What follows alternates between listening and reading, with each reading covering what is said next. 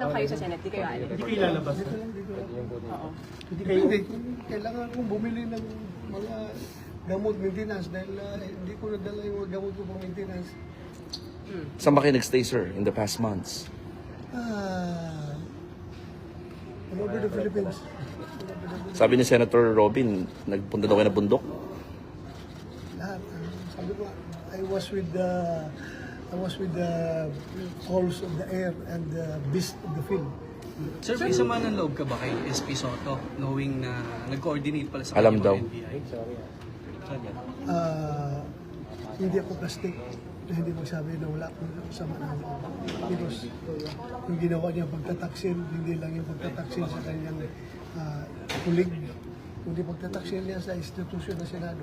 Siya pa naman ang pumirma ng resolution namin na dapat dadaan sa legal processes na galing ICC. Dapat tinanong niya saan dito ang corresponding local warrant of arrest. At saka wala ko siya sinabihan. Talagang, but there's may design talaga na talagang gusto niya pahuli ako sa baba para hindi ako makaakyat dito, para hindi siya ma-unseat. Ilalaglag ka talaga. You feel betrayed, sir? Ha? You feel betrayed by Yes, SP Soto? hindi ako magkipagplastikan. I feel betrayed. Nirespeto ko siya. Kahit na magkaibang kampo kami, pero ang respeto ko sa kanya, andyan pa rin. Andyan pa rin yan. Matanda siya ng senado sa akin. Kailangan talaga siya. Pero sa ginawa niya na yun, malungkot lang ako. Ba't hindi pa rin ako galit sa kanya? Opo. Galit sa kanya. Malungkot lang ako sa ginawa niya. I'm sorry. Yung pamumuna ni former Senator Trillanes sa paghahain ng ICC, warrants. What can you say about that? Hayaan mo na lang siya. Kung yan ang gusto niya sa buhay niya, ng papel. Okay lang. Okay. Sinunod daw niya yung hamon mo, sir. Ha? Para ikaw daw naghamon daw noon dati. Okay lang. Sige lang. Sir, May- worth it po ba yung paglabas ninyo kahapon? Kasi yung the past 6 months, kalmado kayo, walang naghahanap sa inyo, walang naghahabol sa inyo. Pero kahapon sa araw lang kayo lumabas, pero yung habulan, yung pressure, yung stress po sa inyo. Everything happens for a reason. Everything happens for a reason. At mga desisyon niya ni Lord. Lahat na pangyayari sa ating buhay, siya nag-decide yan. Siya nag-design. So whatever happens to my life, after serving this country faithfully, after, since second lieutenant ako, yung buhay ko palagi nasa danger sa aking tutupad ng aking tungkulin. I serve this country faithfully. Tapos, pagkatapos na yung ganito mangyari sa akin. So if it is the faith given by God, I'm going to accept it. Basta si Lord ang masusunod. So ubayan natin kay Lord ang lahat ito. Anong But you will reaction not niyo? surrender. Ha? Hindi po kayo isusurrender. Kasi absent. I only recognize Philippine courts, not the foreign courts. Ayaw niyo So, maulit yung maglabas? kay former President Duterte. Ayaw niyo maulit.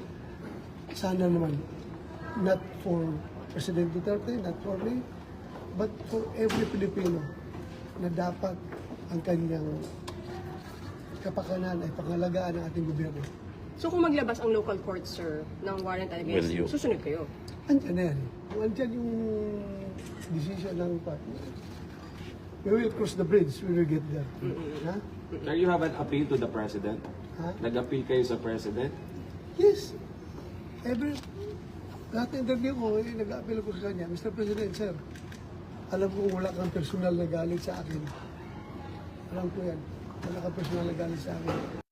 The role of the government is to take care of its people. Sana alagaan mo kami. Huwag mo kami ibigay doon sa mga dayuhan. Doon lang pag-iusap ko sa kanya. Sabi sa hindi lang para sa akin, kundi sa lahat ng Pilipino. Huwag niyo po ipagkanulo ang inyong kapwa Pilipino sa mga banyaga. At alam mo, sir, kung anong paghirap mo sa serbisyo. Ginawa ko lahat para sa bayan, hindi yung pang sarili ko. Hindi yung para sa sarili kong kapakanan. Hindi ako nagpayaman sa serbisyo. Nagtrabaho ako ng gusto, faithfully. Sir, ano masasabi? Itong appeal ko dito, Ano po? sa kanya, hindi lang para sa akin, kundi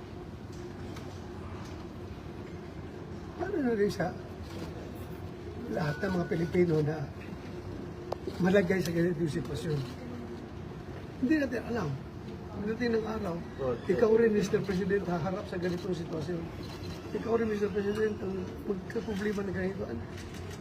Malaman mo, you will feel what I feel right now. Bakit kayo naiyak, sir? Ha? Ba't ka naiiyak ngayon, sir? Tao lang ako. Hindi ako robot. Hindi ako makina. Tao lang ako. How's your family? My appeal is sincere with the President. How's your family, sir? And what do you feel, sir? Sabi mo kanina, kung nararamdaman lang ng Pangulo ang nararamdaman mo. How would you describe how you feel, sir? Very low. The lowest point of my life. Ikaw ba naman? Nagkaba, parang gusto nga, absent. Yung aking servisyo talaga. Yung ideals ng PMA, courage, integrity, and loyalty, isinisabuhay ko yan. Lahat ginawa ko. Tapos, ngayon, ganito mangyari sa akin. Sir, ano exactly Yun ang ang- gusto, sorry. Ha? Ano pong gusto niyong gawin ng Pangulo exactly, sir, at this point in time? Isa na, huwag niya ako napadala sa dahil. Yun lang naman. Kahit sa court dito sa Pilipinas, pareho tayong Pilipino, Mr. President. Pareho tayong Pilipino. Kung pwede lang. Kung meron akong pananagutan ko dito sa ating local court. Huwag doon sa Banyaga. Huwag doon. Ang appeal ko sa kanya. Natatakot ba kayo, sir? Na Ah, baka bigla kayong dalhin, dumputin. tao lang naman tayo. Hindi naman tayo despite sa aking mga pinagdaanan, the more I am humanized sa lahat ng trials, lahat ng hardship na aking dinaanan, the more na na-humanize ako. So, sir, ano comment nyo doon sa mga EJK na kinoconnect sa inyo? Allegedly kayo ang behind. Sir, sabi sa warrant po kasi may reasonable grounds daw to believe that you're involved in DDS and That's their point. That's their point. May point naman din tayo.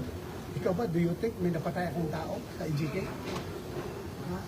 Do you think meron ako inutusan na patayin mo yan? Ha?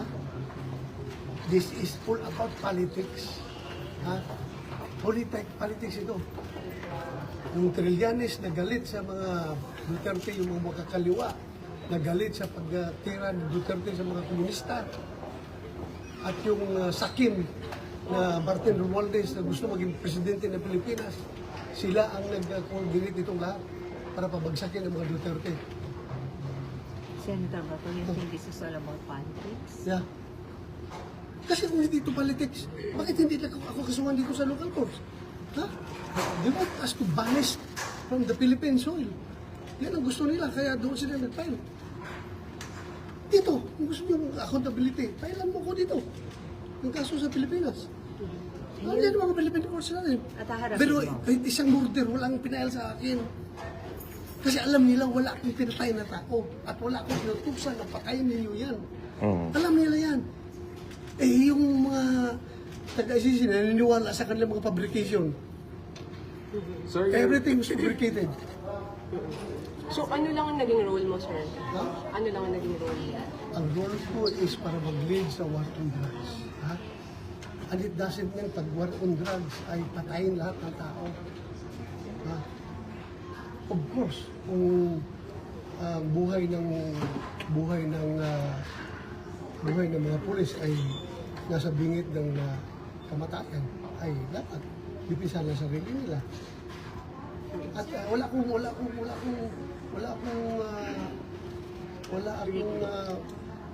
pang-abuso na hinahayaan. Kung meron na, pinapabistigahan natin. Sir, pero yung sabi na po kasi yung PNP, sir, may sabi na po kasi PNP Si LEG. pupunta po ba kayo? I think May 14 po yun. Titingnan natin with the current situation, marami namang abogado natin na hindi na ipadala. Tingnan natin. Sir, if ever maging local complaint yung naharapin niyo po yun, yung sa CIDG, sir, kasi it's a possible complaint daw. Sinasabi ko nga sa iyo, lahat basta sa local lang, harapin natin yan. You can just imagine kung inibisigahan nila yung EJK ko, no, parang city director ko ng Davao, pamilya sa buhay na yun. Grabe naman pagkakalkal yan kung kinakalkal nila kung yung mga nangyayari doon sa Davao. Dapat noon pa, kinasuhan na nila ako. Bakit ngayon pa sila pagkakalkal ng mga ganun? Sir, what urged you to come back po, to go back to the Senate po? May mga nagsasabi baka dahil sa impeachment, sa change in leadership. Hindi ako sinungaling. Kasama na yan lahat. Impeachment, yung change of leadership,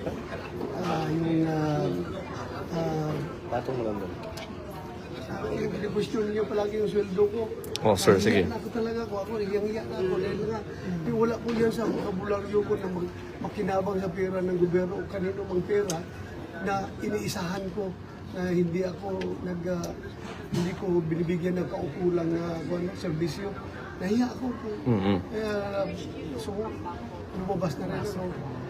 At kahit nag-question yan, alam naman yung rason bakit ako umiiwas ang pumunta dito dahil nandyan na nga. Nangyari na nga kahapon. So kung kayo ako, ano kayo? Sabihin na lang ninyo ako na magsamantala, basta huwag lang yung sabihin na tanga.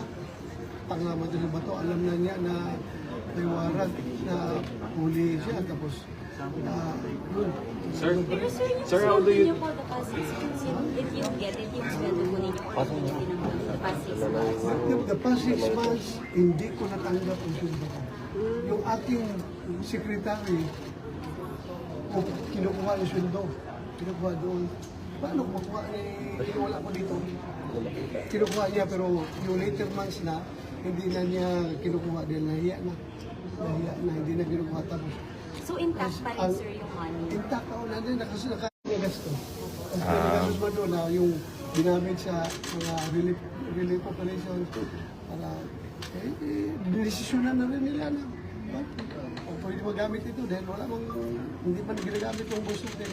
Sir, So, are you nasa gawin ko confident yun. now that anytime no arrest will be made or apprehensive kayo na anytime may pwedeng dumambot na nga po sa inyo that despite na sa napag-usapan? Well, meron mang word kami yung abogado ko. Sir, paano niyo po dinidil ito with your family na alam natin mahirap yung situation? Paano yung set up po ninyo?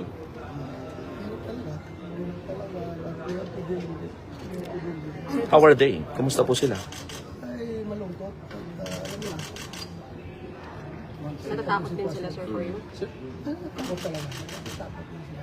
Sir, kahapon ba, na-surprise ka rin kung bakit may mga taga-NBI dito? O may info ka na before? Wala, nagulat ako. Akala ko mga driver lang yung nakatambay dyan sa baba. Mga driver lang. Yung pala, inaris na pala nila ni SP Soto. So what really happened? There was really an attempt na kunin kayo tapos pusasan? Ganun ba yun? Oo, ganun talaga. Sir, NBI kami. Kinawakan ako gano'n. So, pumiglas ako. Takbo. Tabo sila. Yung sugat direkta mo, saan na. mo na-sustain yun, sir? Siguro doon sa pagkadapa ko, na natupog itong kamay ko. Doon sa railing, sa sahig ba yun? O sa railing, sa pagkatumba ko. So may posa silang dala talaga? Hindi ko nakita. Pero Or nahawakan May attempt talaga sila? nahawakan ako. Pumiglas ka lang? Walang kayo pinakita. security, sir? Walang pinakitang something, no warrant. Wala. Basta hinarang lang ako. Ayaw ko pagyatin. Dahil magbubutuhan na dito eh. Magbubutuhan na sa change of leadership. Ayaw nila siguro makabuto ako. Kaya kinigilan ako sa baba. Sir, sabi ng ICC, since November, may warrant ka na talaga. So, Aware ka? may natanggap ka ng info nung kaya hindi ka lumabas. Pinagbabasyan ko lang yung mga pronouncement ng Malacanang na meron daw yung sabi ni DOJ Secretary na Ombudsman Buing Rimulya na meron daw warrant. So, salamat ako sa iyo, sir. Salamat at nabigyan mo ko ng advance info na meron akong warrant. Thank you. At naka-enjoy ako na 6 months by my lansam at nakapag-Bible study ako ng gusto for 6 months. But sir, how long will we do this? Like, hanggang kailan? Hanggang kailan po ito? What if, diba, though we understand you're still hoping for the TRO from the Supreme Court, pero worst case scenario, General? I have no plans. Bakit ka plans? Hala na si Lord. God's plan is superior to everyone's plan. In the meantime, ang plano niyo po talaga mag-stay muna dito sa site. Bilang ka lang alam kung gaano ka ba. Indefinitely, How sir. long? How long? Indefinite pa. Wala. ko alam. Sir, Basta I just hope po sa Supreme Court na sana panindigan nila yung ating soberanya. Yun lang ang pag-uusap. Sana. How do you react? Hindi lang para sa atin, kundi para sa lahat ng Pilipino. But sir, coming here, did you expect na may mga NBI dito or totally wala kayong Wala na ko merong idea. pwedeng arrest? Wala ko idea. Sir, how will you react sa sinasabi nilang ginagawa ang Senado na parang, alam mo yung pinagtataguan, parang sanctuary. It was mentioned actually by Attorney Torion earlier na parang ginagawa lang to para at least maprotect ka at hindi nga ma-arresto yung tulad nyo na meron talagang mga warrant of arrest. How will you react to that po? Kung isang barangay doon sa Cotabato, kaya sa Maguindanao, isang barangay ay willing na protektahan ako, na hindi lang ako i-give up. How much more ang Senado na institusyon na nagpasa ng resolusyon na dapat hindi isusurrender ng isang Pilipino ng basta-basta doon sa foreign na court. May resolution, so we have to stand. We are the lawmakers. So we have to observe the law. Yan pa sinabi ng aming kuwan. Policy yun. National policy yung ginawa natin. Dapat ganun. Griping ka kahapon kay General Samonte? Well, sinabi ko na sa kanya na, Sir, pareho tayo PMER. Pareho tayo PMER. Kung palit tayo ng papel, ikaw na sa papel ko, at ako ang magiging Sergeant at Arms. Pagpapakumatay ako para sa iyo, protektahan kita. Hindi lang bilang isang PMER, kundi bilang Sergeant at Arms dito sa Senado. Protektahan kita. Pero anong ginawa ninyo? Hindi alam ko. Kay General mo. But it has a guidance of the SP, Yeah, guidance of according the to SP. him. Yeah. So how do you feel about Senator Soto, General Bato? How do you feel about Senator Soto? Hindi ako galit sa kanya. Hindi ako galit sa kanya. I'm just so sad. Ang taas ang respeto ko sa kanya. Okay na, you're sad because he allowed it to happen. Allowed, facilitated, or what? Oo. Okay na. Oh, thank you, sir.